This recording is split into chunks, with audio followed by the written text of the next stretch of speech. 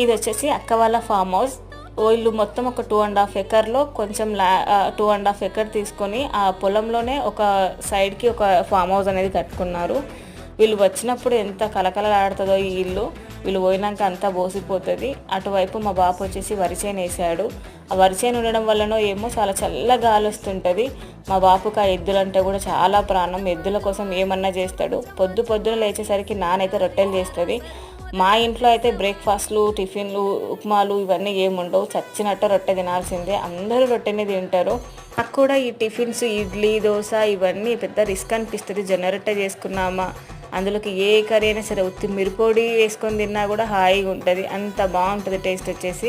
ఇక్కడ మా బాపుకు మేకలు కూడా ఉన్నాయి. చాలా మేకలు ఉండేవి. ఒక చిన్న మేకను కొనుక్కొస్తే చాలా మేకలు అయినాయి. దాదాపు ఒక 8-9 మేకలు అయిన ఉండే. అవన్నీ అమ్మేశారు. ఈ మేకల్లో ఒక మేకదానికి మా బుడ్డదాని పేరు కూడా పెట్టుకున్నాము జోగ్గా. దానికి